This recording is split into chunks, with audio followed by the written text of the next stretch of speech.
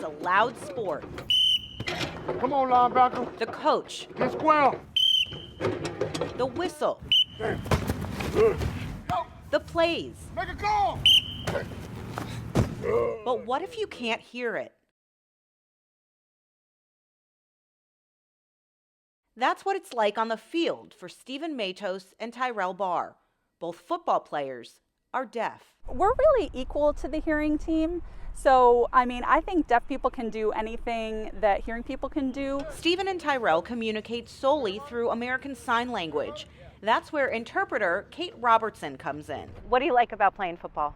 It really helps me be motivated. I'm very interested in football. Robertson, Tyrell, and Stephen are a team within themselves. She's there for every drill, every play, every moment. Locker room, halftime talks, those are my favorite. An extra coach on the field. Stephen will often call me over get here now, okay. But football was not in her playbook. The coaches have been really nice getting me up to speed. And I actually bought Football for Dummies and studied. With some help from the guys, too. If the interpreter doesn't know, I tell them what to do because I know football. When they're on the field, Stephen and Tyrell are just like every other player on the team. They come out, they work hard, they're very coachable. And they're treated that way. I'm modifying nothing. When it's time to yell at them, I tell them, hey, let them know that I'm really yelling this time. Their teammates have their backs. If I'm on the field and I'm looking in a direction and the coach calls me and I don't see that he's calling me, they make sure to know to tell me to look over at the coach so I can see what he's saying. And that's a really big help. And what some may see as a weakness becomes their strength. We're more visual, we can catch the ball moving more. We depend on our eyes all the time. We can see who's tackling who. I feel better. In his Superman cleats, Stephen says that's how he feels playing football. Deaf people can be good at sports. It's just like hearing people. With a love for a game that transcends any outside noise. It's football. Football does that without trying. All right, so say his name, say focus, and put your finger up to your nose. Stretch, focus.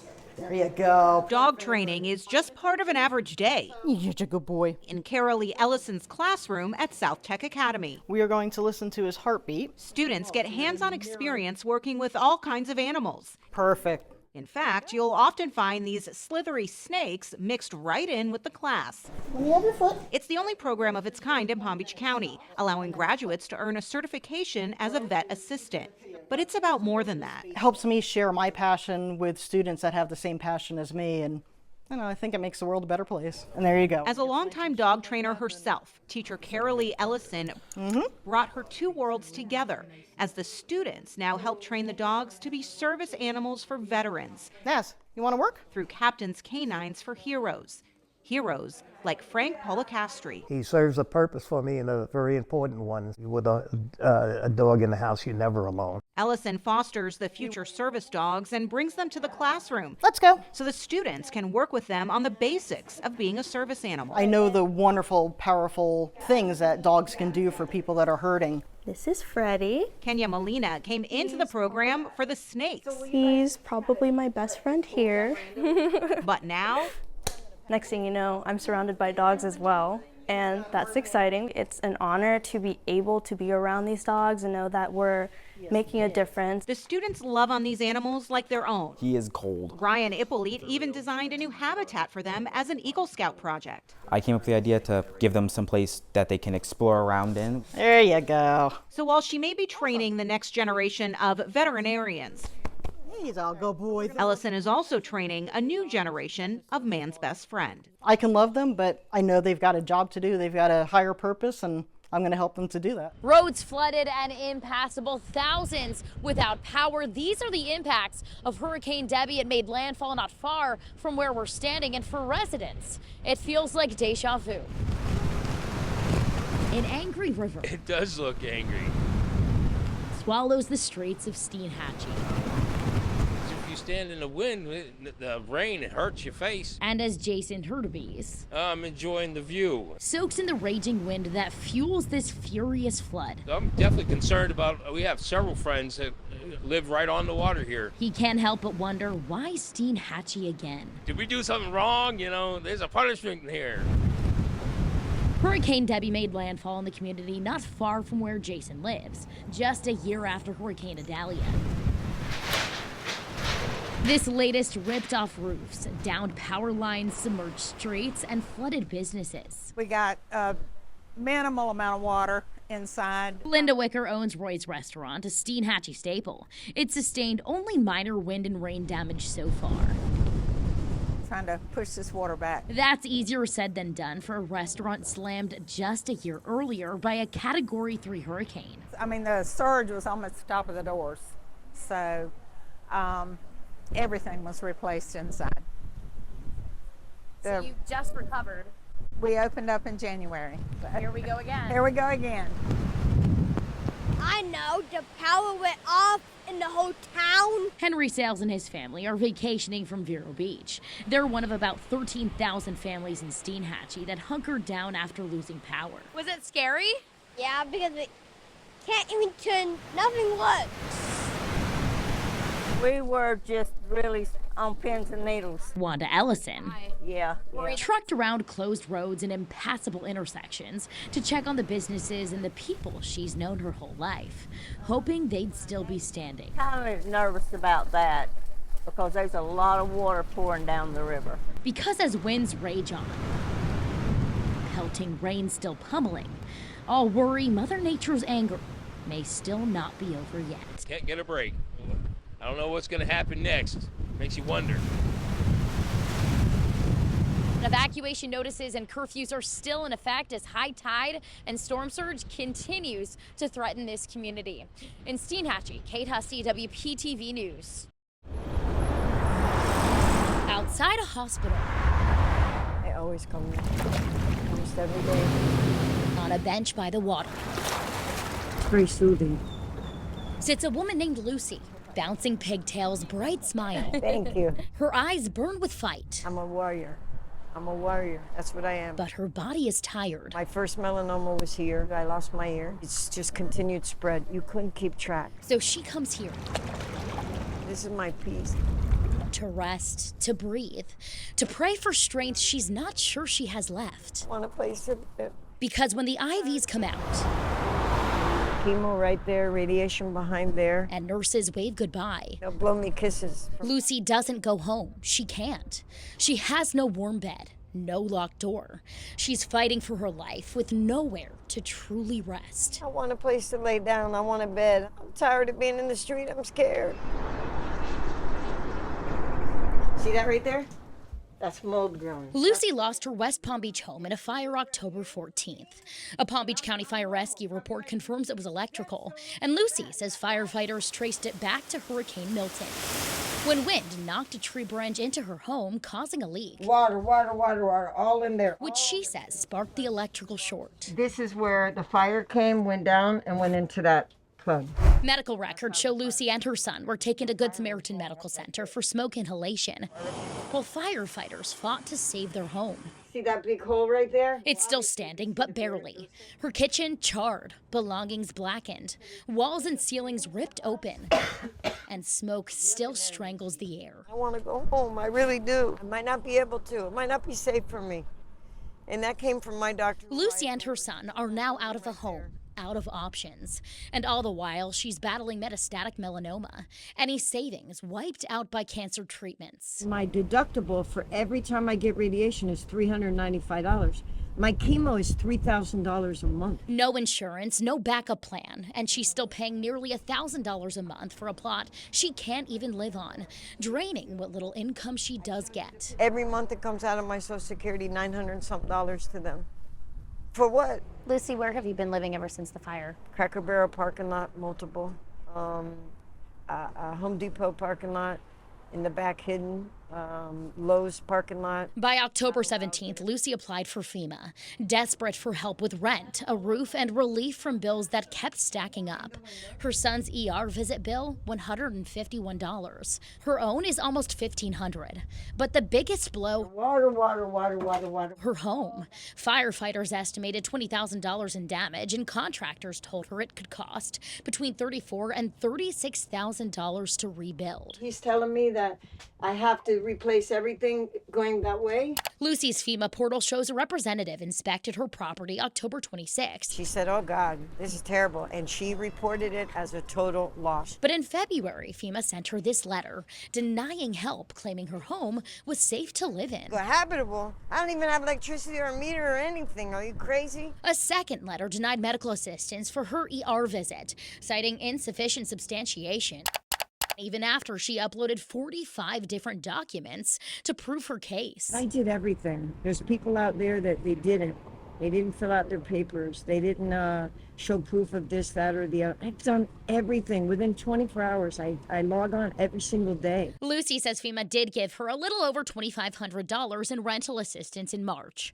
But that paid for 1 month in a camper, $1,300 for that, and another $1,300 for the lot. Lucy applied for continued temporary housing assistance, but that wasn't approved either because the agency says they needed a legitimate lease, which Lucy doesn't have, just a letter from her landlord. Lucy appealed, but months later, nothing's changed. Medical assistance still denied. Disaster and rental still pending. I want to go home. Don't you understand that? For 8 long months, she's waited and slept in her car almost the entire time, even amid a cancer-related surgery. It wasn't until May 21st a Good Samaritan lent her a camper, but that too is gone at the end of this week. I have no electricity here. Friday, she'll be back on the street, scared, exhausted, desperate. It was horrible, and I don't accept it. I want to go home. I'm not accepting it. I want to go home so bad. I want to go home. It was my castle. Where am I going to go? Where am I going to go? Lucy, why did you reach out to us? I want my story to get out there. I just hope that it falls in the right ears. So I made sure it did, taking her and her son's case straight to FEMA. They're still waiting for help. Why might that be? The disasters that we are working is not just one hurricane. FEMA's Lindsay Tozer says the combination of hurricanes Debbie, Helene, and Milton hitting just months apart prompted hundreds of thousands of FEMA claims and longer wait times for people like Lucy. Unfortunately, I'm not allowed to speak specifically to this family with regards to them, but do know that thank you for bringing it to our attention, because we have been able to forward it on to additional areas to look into it. The same day I spoke to Tozer, Lucy texted me she got a call from FEMA. The first call she says she's gotten from the agency since filing a claim. The next day, the status of her assistance application changed from pending to under review. Look at all the moon. Days later, Lucy says she got a second call from FEMA. That caseworker approved another FEMA inspector to come to the home to inspect the damage. But that was a week ago, and still no one's come nor set a date. So I reached out to FEMA again. The agency responded back saying they'll once again follow up with the individual assistance team. But time is running out. Somebody's got to hear me. And so is Lucy's hope. Please help me. I'm begging you, FEMA, to please help me. Look at all my documents. I've turned everything in. Please help me, please. Please, I beg of you. I pray for it every night. Start CPR. 1, keep going. 3, 4. Wonderful. At HCA Florida St. Lucie Hospital.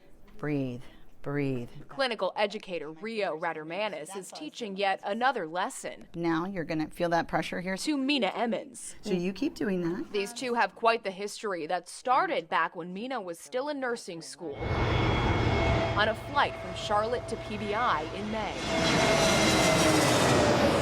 As we're up in the air, I could hear a commotion in the back. And then they said, okay, are there any medical personnel on the flight, doctors or nurses?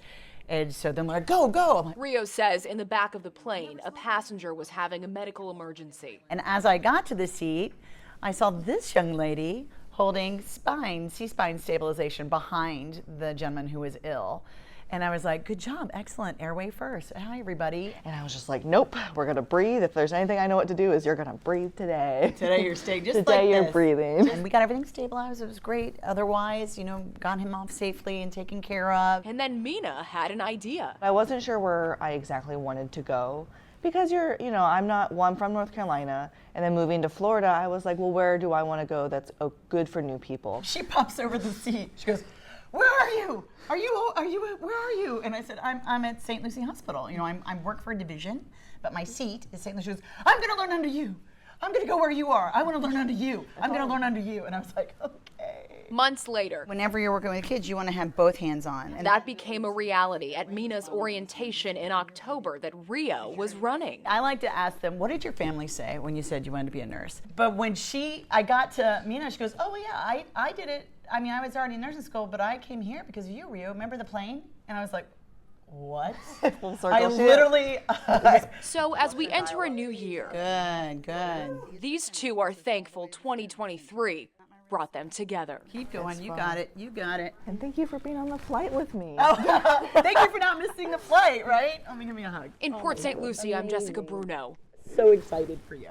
WPTV, News Channel 5. All right, Falcon Nation, we know what time it is. Are you ready for some football? Every home game, the team is on the field. All right, girls are on the right side. The band is ready to play. The cheerleaders are pumping up the crowd, and Freddie the Falcon is on the mic. The defense covers. It's pressure time. I didn't tell anybody. I didn't want to. So who is the singing, show-stopping announcer for the Forest Hill Falcons? Thursday night football's taking over the town. It's longtime math teacher John Kunis. We need to get ready.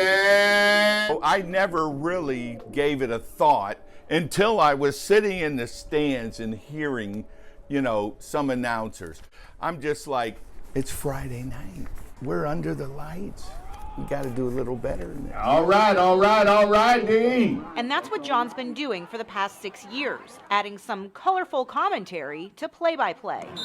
You sweat too much not to have some fun. I like to just liven it up. There's been a couple times our team has been threatened with a penalty over my announcing. He's amazing. He always gets the crowd hyped up. He's always our #1 supporter, and we all love him here. It's time to bring the boom. At these games, Falcons fans know they'll catch action on the gridiron and from the press box. Mr. Davis right there, that's how you do a young man. It just adds a lot of fun to it, morale, and it boosts the team and the cheering. I just have fun. I want it to be fun. He has quite the catalog of material, writing an original song he sings for every game. I feel the wind, I feel the wind, I feel the wind. Oh, we're taking down Dwyer. He does it for the fans, his fellow teachers, and above all else, the students. When high school's over, 95, 98% of these kids will never play again. So try to make it enjoyable for them. And the game he loves. Some things have changed. This hasn't. This is like, Friday night football all my life.